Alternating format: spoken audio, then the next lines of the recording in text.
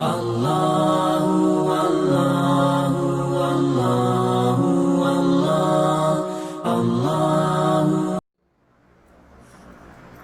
جو ماشاء اللہ سے قربانی کے دن آ رہے ہیں، اللہ تعالیٰ کی ذات نے میرے اور آپ کے اوپر یہ دن لا کر بڑی سعادت بخشی مجھے اور آپ کو۔ کیوں؟ کیونکہ عشرہ ذی الحجہ کی بڑی فضیلتیں ہیں۔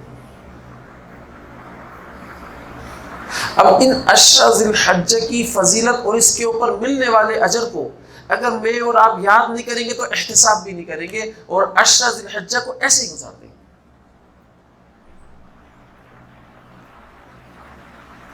اگر مجھے اور آپ کو اس کے ملنے والے اجر کا پتہ ہوگا تو احتساب بھی ہوگا۔ ہر آن ہر گھڑی ہم لوگ یہ سوچ رہے ہوں گے کہیں ہم اللہ تعالیٰ کی نافرمانی میں تو یہ دن نہیں گزار رہے، ارے یار اللہ تعالیٰ کی نافرمانی میں کیوں گزارے، اللہ کی فرما برداری میں گزار لیتے۔ حضرت فرمایا کرتے تھے کہ جس کے قلب کے اندر گناہ دیکھنے کے اندر کوئی غم آ رہا ہے، وہ گناہ دیکھ رہا ہے اور اس دیکھنے سے اس کے دل کے اندر غم آ رہا ہے، تو یہ ایمان کی سب سے کم تر علامت ہے۔ ایمان کی سب سے کم تر علامت ہے۔ اور اگر اس گناہ کا تاثر قبول کر رہا ہے تو اس کا مطلب یہ ہوا کہ اس کا دل مر گیا، اس کا دل مردہ ہو گیا۔ تاثر کیسے قبول کرتے ہیں؟ گناہ کو دیکھ کر آپ کے دل کے اندر بھی کشش پیدا ہو جائے، یار میں بھی یہ کر لیتا تو کیا ہوتا، میں بھی اگر یہ اس طریقے سے کر لیتا، اس بھائی نے جیسا کیا ویسے کر لیتا کیا ہوتا۔ تو آپ کو گناہ کو دیکھ کر تاثر آ رہا ہے، دل کے اندر میں رغبت پیدا ہو رہی ہے کہ میں بھی یہ کر لیتا، تو اس کا مطلب ہے آپ کا دل مردہ ہو چکا ہے۔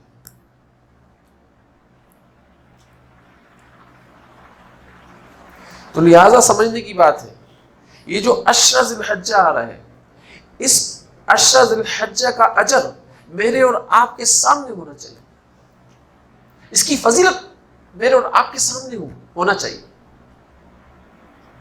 جبھی تو احتساب ہوگا۔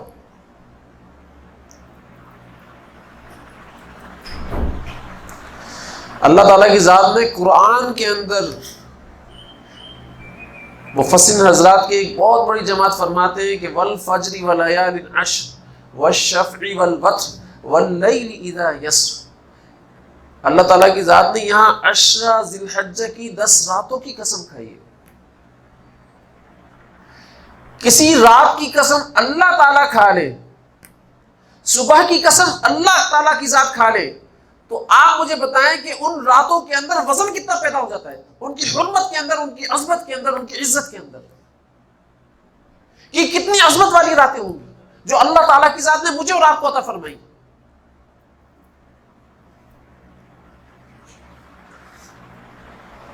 حدیث کے اندر آتا ہے، حضور اکرم صلی اللہ علیہ وآلہ وسلم نے فرمایا جو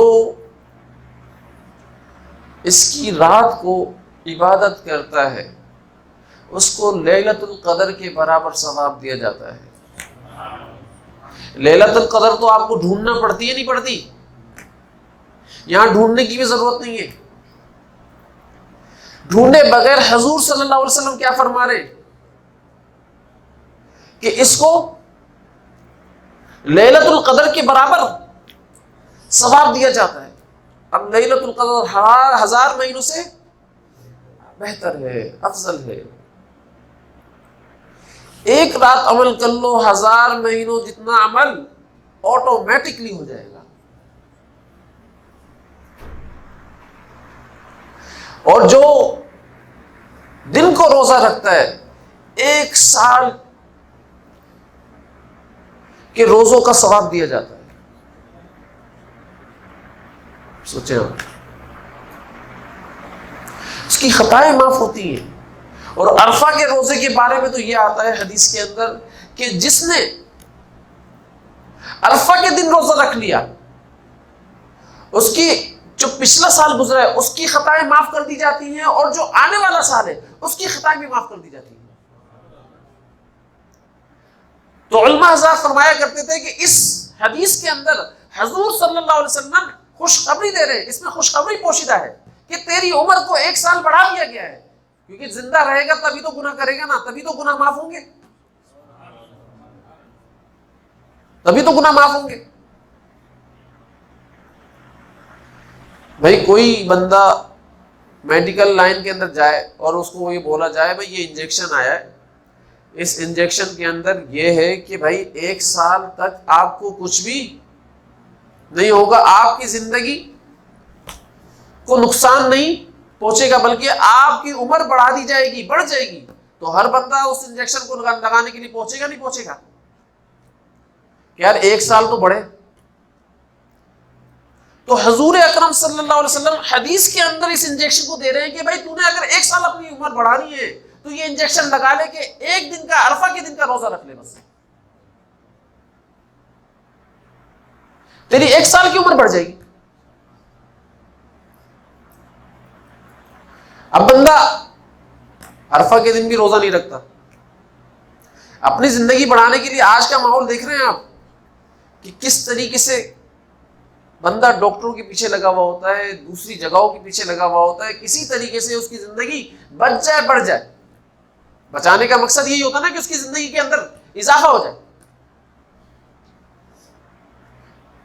تو اللہ تعالیٰ کی ذات کی جو نبی ہے، اللہ تعالیٰ کی ذات کے جو نبی ہیں، ان کی بات کے اوپر یقین نہیں آ رہا، جو بتا رہے ہوں ایمان والے کی جو نظر ہوتی ہے نا وہ خبر کے اوپر ہوتی ہے، ایمان والے کی جو نظر ہوتی ہے وہ خبر کے اوپر ہوتی ہے، وہ مشاہدے کے اوپر نہیں ہوتی ہے۔ لیکن غلط فہمی کیا ہو گئی کہ ایمان والے کی نگاہ مشاہدے کے اوپر ہو گئی اور خبر سے ہٹ گئی۔ جو معاشرے کے اندر وہ تجربہ ہوتا ہوا دیکھ رہا ہے، مشاہدہ دیکھ رہا ہے، اس پر تو یقین بن رہا ہے، لیکن حضور اکرم صلی اللہ علیہ وسلم نے جو خبر دے دی ہے اس بات کے اوپر یقین نہیں بنا پا رہا۔ حضور اکرم صلی اللہ علیہ وسلم کی ذات نے خبر دی تھی نا کہ بھائی یہ دعا پڑھ لو، الحمدللہ الذی عافانی مما ابتلاک بہ وفضلنی علی کثیر ممن خلق تفضیلا، کسی بیمار کو دیکھ کر پڑھ لو کہ تمہیں وہ بیماری نہیں ہوگی، تمہیں وہ بیماری نہیں ہوگی، لیکن اس خبر کے اوپر یقین نہیں آ رہا، مشاہدے کو دیکھ رہے ہیں یار اس کو بھی ہو رہا ہے، اس کو بھی ہو رہا ہے، اس کو بھی ہو رہا ہے، کہیں مجھے نہ ہو جائے، اس کا مطلب یقین نہیں ہے نا۔ جو حضور صلی اللہ علیہ وسلم کی ذات نے خبر دی تھی اس پہ یقین نہیں ہے نا۔ یہ میں اور آپ آج کے ماحول میں اپنا اندر کا دیکھ لیں، یہ میرے اور آپ کے اندر کو بتانے کے لیے آج کا ماحول کریٹ کیا اللہ تعالیٰ کی ذات نے،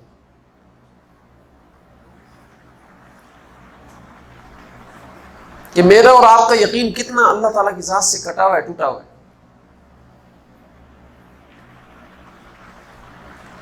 تو لہذا ایمان والے کی خبر کے اوپر یقین ہونا چاہیے، ایمان والا ہے ہی وہ۔ اب اگر ایمان والا خبر کے اوپر یقین نہیں کر رہا بلکہ مشاہدے کے اوپر یقین کر رہا ہے تو اس کا مطلب ہے اس کا ایمان بہت ہی کیفیت بہت ہی زیادہ کمزور ہو گئی، ہو سکتا ہے ختم ہو گئی۔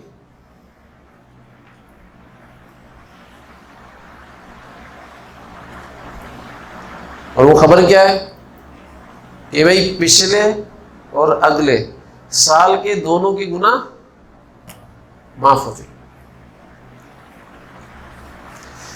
اگلے سال کے گناہ تو تب ہوں گے نا جب میں رہوں گا یہاں پر، بغیر رہے میرے گناہ کیسے ہو جائیں گے؟ کوئی جواب ہے آپ کے پاس؟ میں زندہ رہوں پھر رہ کر گناہ کروں گا نا، کیا خیال؟